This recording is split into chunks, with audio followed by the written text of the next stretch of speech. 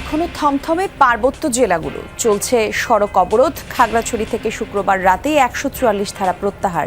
স্বরাষ্ট্র উপদেষ্টার নেতৃত্বে পরিদর্শনে যাচ্ছে সরকারের প্রতিনিধি দল। আওয়ামী লীগ শাসনামলে লক্ষ্মীপুরেই গুম ডজন খানেক বিএনপি নেতা। নেতৃত্বে ছিলেন নারায়ণগঞ্জের ৭ খুনে জড়িত র্যাব কর্মকর্তা তারেক সাঈদ। অনুসন্ধানে অপরাধী চিহ্নিত করার ক্ষেত্রে কোনো ধরনের আমাদের ভিতরে দোদুল্যমানতা থাকবে না। আইএমএফের কাছে আরও $৩০০ কোটি চায় সরকার। আর্থিক খাতে দৃশ্যমান পরিবর্তনের তাগিদ সংস্থাটির। স্থিতিশীলতার জন্য অর্থের বিকল্প নেই বলছেন বিশ্লেষকরা। অনাকাঙ্ক্ষিত সংঘর্ষের পর শান্ত হতে শুরু করেছে খাগড়াছড়ি এবং রাঙামাটির পরিস্থিতি।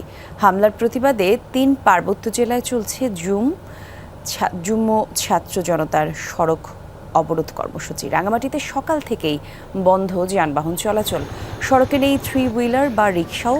আর প্রশাসনের জারি করা ১৪৪ ধারা অব্যাহত, তাই বন্ধ দোকানপাটও। জরুরি প্রয়োজন ছাড়া কেউ বের হচ্ছেন না। এদিকে দীঘিনালা এবং রাঙামাটিতে সহিংসতার ঘটনায় পরিবহন ধর্মঘটের ডাক দিয়েছে বাস, ট্রাক ও সিএনজি সমিতি। সেই সাথে ৭২ ঘন্টা অবরোধের ডাক দিয়েছে ইউপিডিএফ সহ 4 সংগঠন।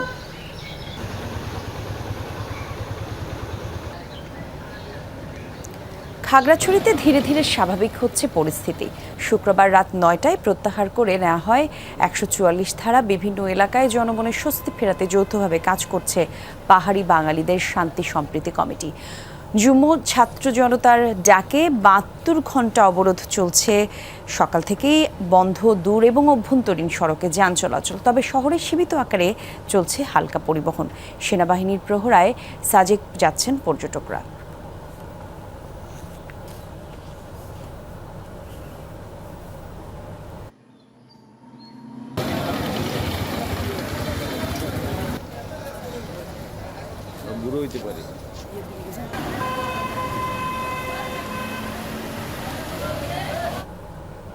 দুই পার্বত্য জেলা রাঙামাটি এবং খাগড়াছড়ি পরিদর্শনে সরকারের উচ্চ পর্যায়ের প্রতিনিধি দল তেজগাঁও বিমানবন্দরে পৌঁছেছেন।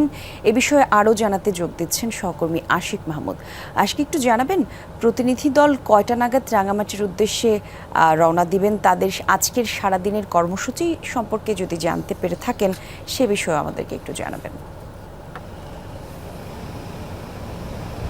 কলি এই মুহূর্তে তেজগাঁও পুরনো বিমানবন্দরে রয়েছে এবং সেখানে কিছুক্ষণ আগে 3 উপদেষ্টা, পার্বত্য চট্টগ্রাম বিষয়ক উপদেষ্টা, স্থানীয় সরকার ও পল্লী উন্নয়ন বিষয়ক উপদেষ্টা এবং স্বরাষ্ট্র উপদেষ্টা 3 জনই এসে পৌঁছেছেন এবং 3 জনই এসে পৌঁছানো কিছুক্ষণ আগেই তারা এই বিমানবন্দরে এসে পৌঁছে গেছেন এবং আমরা যেটি ধারণা করেছিলাম যে তাদের শিডিউল সময় ছিল 9টার দিকে তারা বিমানবন্দর থেকে তারা হেলিকপ্টার যোগে রওনা হওয়ার কথা ছিল, কিন্তু এখন পর্যন্ত যেটি আমরা জানতে পেরেছি সর্বশেষ যে এখন পর্যন্ত বৈরী আবহাওয়ার কারণে, অর্থাৎ ফেনীতে আবহাওয়া খারাপ, সে কারণে আমরা কিছুক্ষণ আগে জানতে পারলাম যে 11টার দিকে হয়তো তারা রওনা করতে পারবেন। তারা যদিও তেজগাঁও বিমানবন্দরে পৌঁছে গেছেন 3 জনই এবং 3 জনই পৌঁছে যাওয়ার পরে তারা এখন এখানে একটি থাকা রেস্টের জায়গা আছে এই বিমানবন্দরের ভেতরে, দেখতে পাচ্ছেন যে সেখানে তারা 3 জনই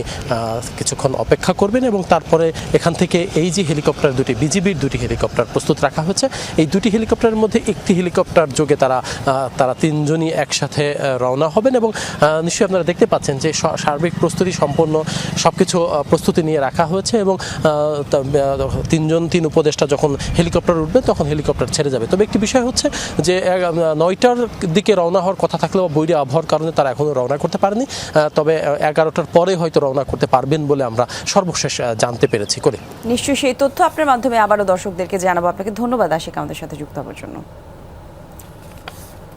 খাগড়াছড়ির বিষয়ে আরও কিছু তথ্য আমরা জানবো। খাগড়াছড়ি থেকে আমাদের সহকর্মী শাহরিয়ার ইউনুস আমাদের সঙ্গে যুক্ত হচ্ছেন। শাহরিয়ার, একটু জানাবেন, জুম্ম ছাত্র জনতার ডাকে সকাল থেকেই সড়কে অবরোধ চলছে, আমরা খবরে এমনটিই জানাচ্ছিলাম। আপনি ওখানে সার্বিক পরিস্থিতি কেমন দেখতে পাচ্ছেন? আর উপদেষ্টাদের সফর নিয়ে যদি কোনো তথ্য থাকে আপনার ওখান থেকে তাও জানাবেন।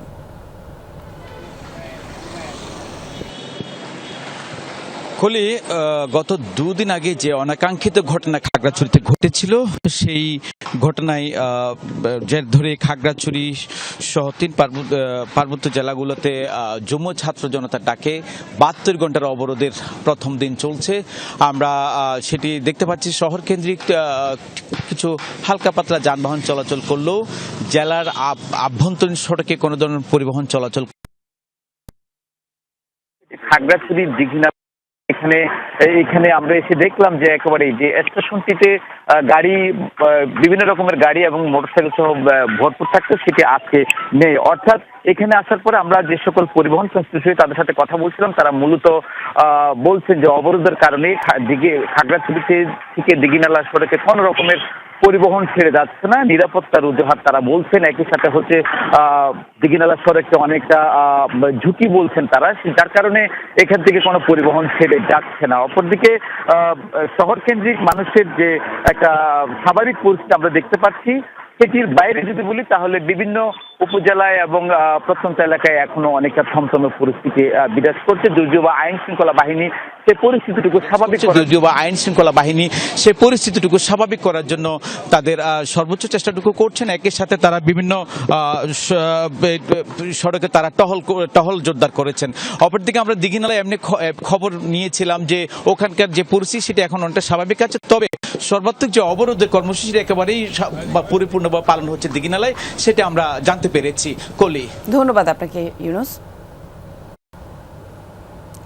উপদেষ্টাদের পরিদর্শনের বিষয়ে আমরা আরো কিছু তথ্য জানবো দর্শক। এই কারণেই রাঙামাটি থেকে আমাদের সহকর্মী ফজলুর রহমান রাজন আমাদের সঙ্গে যোগ দিচ্ছেন। রাজন, একটু জানাবেন আজ জেলার সার্বিক পরিস্থিতি কেমন দেখছেন রাঙামাটিতে? কখন নাগাদ উপদেষ্টারা প্রতিনিধি দল পৌঁছাবেন সে বিষয়ে রাঙামাটির সাথে কোনো যোগাযোগ হয়েছে কিনা, আপনার কাছে কি তথ্য আছে প্রসঙ্গে? হ্যাঁ, কলি যে খাগড়াছড়ি দীঘিনালায় যে সাম্প্রদায়িক যে ঘটনা ঘটেছে, ঘটনার প্রয়াস রাঙামাটিতে এসে পড়েছে। রাঙামাটিতে গতকাল বিক্ষোভ মিছিল করার সময় পাহাড়ি বাঙালি দুই পক্ষের মধ্যে সংঘর্ষে অনেকগুলো দোকানে অগ্নিকাণ্ড, ঘর, বসত বাড়ি, দোকানপাট অগ্নিকাণ্ড করা হয়। তারপরে বাস, ট্রাক, সিএনজিতে মোটরসাইকেলে আগুন দেওয়া হয়। এই ঘটনার প্রেক্ষিতে প্রশাসন 144 দ্বারা জারি করে। 144 দ্বারা জারি করার পরে সেনাবাহিনী, বিজিবি, পুলিশ, র্যাব সহ অন্য বাহিনীগুলো মাঠে থাকাতে আইনশৃঙ্খলা পরিস্থিতি বর্তমানে স্বাভাবিকই রয়েছে। সব আজকে অন্তর্বর্তীকালীন সরকার উপদেষ্টা, স্বরাষ্ট্র উপদেষ্টা, পার্বত্য উপদেষ্টা এবং প্রধান উপদেষ্টার একজন বিশেষ সহকারী রাঙামাটি আসার কথা রয়েছে। তারা আসলে ইয়ার সাথে তারা বৈঠক করবেন রাজনীতিবিদ, বিশেষ পাহাড়ের বিশেষ ব্যক্তিবর্গের সাথে। তখন আর কি আলোচনা হয় না হয় তার সার্বিক বিষয়গুলো কতটুকু যাচ্ছে না যাচ্ছে আসলে এগুলো বোঝা যাবে। জি, ধন্যবাদ আপনাকে রাজন আমাদের সঙ্গে যুক্ত হবার। আওয়ামী লীগ সরকারের আমলে কেবল ভিন্ন মত দমনে লক্ষ্মীপুরে গুম করা হয় প্রায় ডজন খানেক বিএনপি নেতাকে। তাদের ভাগ্যে কি ঘটেছে সেটা কারো জানা নেই। পরিবারের সদস্যরা আশায় বুক বেঁধে আছেন জীবিত ফিরবে তাদের স্বজন। অনুসন্ধান বলছে এসব গুমের নেতৃত্বে ছিলেন নারায়ণগঞ্জের 7 খুনের ঘটনায় জড়িত র্যাব কর্মকর্তা তারেক সাইদ। লক্ষ্মীপুর থেকে ফিরে এসে বিস্তারিত জানাচ্ছেন সহকর্মী আশিক মাহমুদ, ছবি তুলেছেন আরেক সহকর্মী নির্মল চন্দ। দেশের দক্ষিণ পূর্বাঞ্চলের জেলা লক্ষ্মীপুর। 2014 সালের জাতীয় নির্বাচনের আগে এই জেলার বেশ কয়েকজন বিএনপি নেতাকে গুম করা হয়। কয়েকজনের মরদেহ পরবর্তীতে খালে বিলে রাস্তার ধারে পাওয়া গেলেও অনেকের হদিস মেলেনি এখনো। তাদের একজন ওমর ফারুক। 2014 সালের 4 ফেব্রুয়ারি চট্টগ্রামের পতেঙ্গা থেকে আইন শৃঙ্খলা বাহিনী পরিচয়ে তুলে নেওয়া হয় তাকে। এরপর পেরিয়ে গেছে 11 বছর। ওমর ফারুকের ভাগ্যে কি ঘটেছে জানা নেই কারো।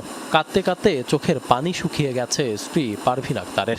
আমার স্বামী কি বেঁচে আছে না মারা গেছে আমি এখনো জানি না, তবে আমার বিশ্বাস আছে আমি পাবো। এই ঘটনার কিছুদিন আগে সরকার বিরোধী আন্দোলনের মিছিলে গুলি করে র্যাব। এ সময় যুবদল নেতা ইকবাল মাহমুদ জুয়েল গুলিবিদ্ধ হয়ে মাটিতে লুটিয়ে পড়ে। পরে তার মরদেহ র্যাবের গাড়িতে তুলে নেওয়া হলেও এখন পর্যন্ত তার হদিস মেলেনি। বেঁচে আছে নাকি মারা গেছে তাও জানে না পরিবার। 11 গুণ বছর হয়ে গেছে, কোথায় আছে কিভাবে আছে আমরা তাও জানি না। আমার 3টা ছেলে মেয়ে আজও জানি না সে কোথায় আছে। যদি দিত খবরটাও তো থাকতো। এলাকায় খবর নিয়ে জানা গেছে জুয়েল যেদিন গুলিবিদ্ধ হন সেদিন র্যাব 11 এর কমান্ডিং অফিসার নারায়ণগঞ্জের 7 খুনের ঘটনায় জড়িত তারেক সাইদের নেতৃত্বে বিএনপি নেতা শাহাবুদ্দিন সাবুকে তুলে নিতে অভিযান চালানো হয়। এ সময় শাহাবুদ্দিন সাবুকেও গুলি করে তারেক সাইদ। পরে হাসপাতাল থেকে পালিয়ে নিজেকে রক্ষা করেন সাবু। রানা, তারপরে হইলো ওই যে তারেক সাইদ, আর্জুন মেজর হইলো ওই যে আরিফ মেজর আরিফ, এর 3 জন ঢুকিয়ে আমার মানে খুব বুট দিয়ে লাথি, এটা আমার এলাপাতায় ফিরলো, আমার কেয়ারটেকারও ফিরলো। ফিরার পরে যখন আমার সবাই ফিরছে, পরে আমি দাঁড়াইলাম, দাঁড়ানোর পরে আমার ঠেকাইয়া মেজর তারেক সাইদ মানে গুলি করছে এখানে বাড়ে। গুলি করার পরে এখান থেকে সমস্ত মাংসটা বাইর হয়ে গেছে। এলাকাবাসী বলছে শুধুমাত্র জনপ্রিয় রাজনৈতিক নেতা হয় টাকার বিনিময়ে গুম করা হয় এসব নেতাদের। সব গুমের বিচার চান তারা। প্রতিহিংসার বশত তাকে গুম করা হয়েছে। এই লুটপাট এবং অপরাধীদের মানে এটা বাধা হয়ে দাঁড়াবে, এই জন্য এদেরকে সরে দেওয়া, এদেরকে বিদায় করে দেওয়া, মানে দুনিয়া থেকে বিদায় করে দেওয়া। বাংলাদেশে গুমের ঘটনা তদন্তে এই প্রথম একটি কমিশন গঠন করেছে অন্তর্বর্তী সরকার। এই কমিশনের সদস্য মানবাধিকার কর্মী নূর খান লিটন জানিয়েছেন, প্রতিটি গুমের ঘটনা সঠিক তদন্ত করে জড়িতদের শাস্তি নিশ্চিত করতে তারা বদ্ধপরিকর। দেশবাসী এবং পরিবারগুলি যেমন উদ্গ্রীব, এটার বিচার হোক, দোষীদের চিহ্নিত করা হোক, অপরাধীরা ওই ব্যক্তিকে কি অবস্থায় রেখেছে বা হত্যা করে থাকলে কোথায় নিয়ে লাশটা ফেলেছে। আমি নিশ্চিত ওই অপরাধীরা যদি বেঁচে থাকে, একজন ব্যক্তি তো আর অপরাধ করে নেই, টিম করেছে, সে টিম কেউ না কেউ তো নিশ্চয়ই বেঁচে আছে। অনুসন্ধানে অপরাধী চিহ্নিত করার ক্ষেত্রে কোনো ধরনের আমাদের ভিতরে দোদুল্যমানতা থাকবে না। 2014 সালের জাতীয় নির্বাচনের আগে শুধুমাত্র ভিন্ন রাজনৈতিক মতাদর্শের কারণে এই লক্ষ্মীপুর থেকে অসংখ্য মানুষকে গুম করা হয়। এদের মধ্যে কয়েকজনের মরদেহ বিভিন্ন সময়ে পাওয়া গেছে, তবে এখনও নিখোঁজ রয়েছে বেশ কয়েকজন। তাদের ভাগ্যে ঠিক কী ঘটেছে, তারা বেঁচে আছে না মরে গেছে, তাও জানা নেই কারো। তবে শেখ হাসিনা সরকারের পতনের পর আশায় বুক বেঁধেছে পরিবারের সদস্যরা। তাদের দাবি সুস্থ শরীরে ফিরিয়ে দেয়া হোক তাদের স্বজনদের। আশিক মাহমুদ, যমুনা নিউজ, লক্ষ্মীপুর। জাহাঙ্গীরনগর বিশ্ববিদ্যালয়ের সাবেক ছাত্রলীগ নেতা শামীম মোল্লাকে পিটিয়ে হত্যার ঘটনায় আশুলিয়ায় তার বাড়িতে চলছে শোক। দায়ীদের কঠোর শাস্তির আওতায় আনার দাবি স্থানীয়দের। বিশ্ববিদ্যালয় প্রশাসন মামলা করলেও যাদের আসামি করা হয়েছে তা নিয়ে নাখোশ স্বজনরা। পরিবারের পক্ষ থেকেও মামলা করার কথা জানানো হয়। জাহাঙ্গীরনগর বিশ্ববিদ্যালয়ের সাবেক ছাত্রলীগ নেতা নিহত শামীম মোল্লার বাড়িতে এখন কান্নার রোল থামছে না স্বজনদের কান্না। আদরের সন্তানকে হারিয়ে বাবা প্রায় বাকরুদ্ধ, বাইরের কথা তুলতেই বারবার মূর্ছা যান বোন। সুষ্ঠু একটা বিচার চাই, ফাঁসি চাই। মারতে কতক্ষণে যে মারছে আল্লাহ জানে গো, মরবার চাই নাই তোরে, তুই ভাইয়া মারছে। জাহাঙ্গীরনগর বিশ্ববিদ্যালয়ের মতো শিক্ষা প্রতিষ্ঠানে নির্মমভাবে পিটিয়ে হত্যার বিষয়টি মানতে পারছেন না স্থানীয়রা। দায়ীদের খুঁজে বের করে দৃষ্টান্তমূলক শাস্তি চান তারা। গ্রামবাসীর পক্ষ থেকে আমরা চাই এই আসামি দ্রুত ধরা হোক এবং দ্রুত আইনে এনে তাদেরকে ফাঁসি চাই। আমরাও তো ওই জায়গায় লেখাপড়া করেছি, মানে ভার্সিটির পরিবেশ যে এরকম হবে সেটা কোনোদিন চিন্তাও করি নাই। বিচারের আওতায় এনে ফাঁসি দেওয়া হোক এবং তাদেরকে চিরতরে বিশ্ববিদ্যালয় থেকে বহিষ্কার করে দেওয়া হোক। এই ঘটনায় আশুলিয়া থানায় মামলা করেছে বিশ্ববিদ্যালয় প্রশাসন, যদিও আসামির তালিকা দেখে নাখোশ নিহতের স্বজনরা। পরিবারের পক্ষ থেকেও মামলার কথা জানান তারা। এর সাথে জড়িত তাদের বিরুদ্ধে একটি মামলাও আশুলিয়া থানায় মামলা করেছে। আমরা আশা করি যারা প্রকৃত অপরাধী, দেশের প্রচলিত আইন এবং বিশ্ববিদ্যালয়ের যে প্রচলিত রীতি আছে সে অনুযায়ী তারা পানিশ হবেন। পরিবারের পক্ষ থেকে আমি মামলা করব, কিছুক্ষণের ভিতরে আমি আসলে থানায় যাব, সেখানে যে আমি মামলা করব। আমি ভিডিও ফুটেজ দেখে চেক করে যার যার নামগুলো আমি কালেক্ট করতেছি, সেই ভিত্তিতে নামের উপর ভিত্তি করে আমি সেখানে মামলা দায়ের করব, হত্যা মামলা। পুলিশ জানান এই ঘটনায় এরই মধ্যে হাবিবুর রহমান নামের একজনকে আটক করে জিজ্ঞাসাবাদ চলছে। Mahfuzur Rahman Nipu, Jamuna news, Savar. GPH quantum B600TR বাংলাদেশের উচ্চ শক্তি সম্পন্ন একমাত্র রড। আরও ঋণের জন্য আন্তর্জাতিক মুদ্রা তহবিল IMF এর কাছে সহযোগিতা চেয়েছে সরকার। নতুন করে $300 কোটি ঋণ চাওয়া হয়েছে। সম্ভাব্যতা যাচাই করতে সফরে আসছে প্রতিনিধি দল। সংস্থাটির সাথে এরই মধ্যে চলমান $470 কোটি ঋণ কার্যক্রম, যার শর্ত পূরণে সংস্কার কার্যক্রম চলছে। নতুন ঋণের জন্য আর্থিক খাতের দৃশ্যমান পরিবর্তন দেখতে চায় এই বহুজাতিক সংস্থা। বিশ্লেষকরা বলছেন, স্থিতিশীলতার জন্য এ সময়ে অর্থের কোনো বিকল্প নেই। বাংলাদেশের সঙ্গে $470 কোটি ঋণ কার্যক্রম চলমান রেখেছে আন্তর্জাতিক মুদ্রা তহবিল IMF। এরই মধ্যে ছাড় হয়েছে 3টি কিস্তির অর্থ। গেল 30 জানুয়ারি ঋণ প্রস্তাব অনুমোদনের পর এ পর্যন্ত 3 কিস্তিতে $230 কোটি 82 লাখ ছাড় করেছে ঋণদাতা এই সংস্থা। 2026 সাল পর্যন্ত মোট 7টি কিস্তিতে পাওয়া যাবে পুরো অর্থ। পরিবর্তিত অবস্থায় অর্থনৈতিক সংকট সামাল দিতে গেল 29 আগস্ট IMF উচ্চ পর্যায়ের সঙ্গে ভার্চুয়াল বৈঠক করেন অর্থ উপদেষ্টা ডক্টর সালাউদ্দিন আহমেদ। সেখানে চলমান ঋণ বর্ধিত করার প্রস্তাব তুলে ধরা হয়। সার্বিক অবস্থা পর্যালোচনায় এই মাসেই 6 দিনের ঢাকা সফরে আসছে IMF স্টাফ মিশন। এগুলো যাতে কনসেশনাল হয়, এগুলো যাতে কমার্শিয়াল ঋণ না হয়। সরকারের কোনোভাবেই আসলে আরেকটা কমার্শিয়াল ঋণ নেবার মতো সামর্থ্য নেই। এখন কিন্তু ঋণ দিয়ে ঋণ পরিশোধের মতো একটা কাঠামোর ভিতরে আমরা ঢুকেছি, যেটা যত সহজ শর্তেই হোক। কিন্তু আমরা এখন ঋণ দিয়ে ঋণ পরিশোধের এই কাঠামোটি মোটেই আসলে কোনো একটি ভালো লক্ষণ না। এটা বরঞ্চ একটা দুষ্ট চক্রের ইঙ্গিত দেয়। ঋণ দেওয়ার ক্ষেত্রে আর্থিক খাতের সংস্কার উদ্যোগকে গুরুত্ব দেয় IMF। এক্ষেত্রে ব্যাংক খাতের সুশাসন, রাজস্ব খাতের অটোমেশন, পুঁজিবাজারের স্বস্তি, বিনিয়োগ পরিবেশ, অর্থের ব্যবহার সহ নানা দিক গুরুত্ব পায়। ঋণের অঙ্ক বাড়লে পরিশোধেও বাড়বে চাপ, কিন্তু এই সময়ে অর্থের বিকল্প নেই। IMF এর নীতির সঙ্গে অথবা প্রো বিজনেস বা প্রো প্রাইভেট সেক্টর বা প্রো রিফর্মের সঙ্গে তাদের এক ধরনের সম্পর্ক রয়েছে, এবং তারা আসবার পরে বিগত 1 মাসের ভিতরে ব্যাপক ভিত্তিক বিভিন্ন জায়গায় স্বল্প সময়ের ভিতরে বেশ কিছু ইতিবাচক সংস্কারও তারা করার চেষ্টা করেছেন। কেন্দ্রীয় ব্যাংক এবং ব্যাংকগুলোকে রিফর্মের জন্য উদ্যোগ নেওয়া এবং একই সাথে NBR এর রিফর্মের উদ্যোগ আমরা দেখতে পাচ্ছি। রাজস্ব খাতে সংস্কার উদ্যোগ হাতে নিয়ে গেলে বাড়ানো সম্ভব অভ্যন্তরীণ আয়। IMF কয়েকটা আফ্রিকান কান্ট্রি নিয়ে যেটা করেছে যে কর প্রশাসনকে যদি শক্তিশালী, অটোমেশন, স্ট্রেনদেনিং সেইভাবে যদি করা যায়, GDP 2 to 3% কর বাড়ানো যায়, ফুল অটোমেশন, এবং সবগুলোর মধ্যে ইন্টার কানেকশন, ভ্যাটের সাথে ইনকাম। এখন তো সেটা নাই। অর্থনৈতিক সংকট কাটাতে বাড়ছে ঋণ নির্ভরতা, তবে জ্বালানির দেনা পরিশোধে মিলছে না কাঙ্ক্ষিত অর্থ। নিমন রহমান, যমুনা নিউজ, ঢাকা। কোটা সংস্কার আন্দোলন এবং ছাত্র জনতার অভ্যুত্থানে সারা দেশে নিহত 1423 জন। প্রাথমিক তালিকা তৈরি করা হয়েছে বলে জানিয়েছে স্বাস্থ্য বিষয়ক কেন্দ্রীয় উপকমিটির সদস্য সচিব তারিকুল ইসলাম। শুক্রবার রাতে স্বাস্থ্য বিষয়ক কেন্দ্রীয় উপকমিটির ফেসবুক পেজে দেয়া হয় ভিডিও বার্তা। বলেন, এর মধ্যে সংযোজন বিয়োজন হতে পারে। জানান, দ্রুতই হবে একটি পূর্ণাঙ্গ তালিকা।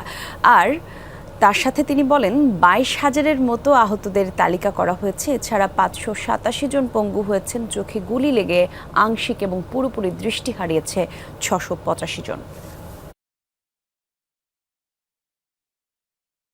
আমরা যত ডেটা কালেক্ট করতে পেরেছি শহীদের বিষয়ে, সব ডেটাকে মার্চ করে আমরা 1423 জন শহীদের একটি প্রাথমিক তালিকা প্রণয়ন করতে সক্ষম হয়েছি। 22,000 আহত ব্যক্তির তালিকা আমাদের কাছে আছে। আমাদের এই প্রাথমিক লিস্ট প্রকাশের পর আমরা আশা করছি যে সেখানে আরও অনেক বড় একটি সংযোজন বিয়োজনের ঘটনা ঘটবে।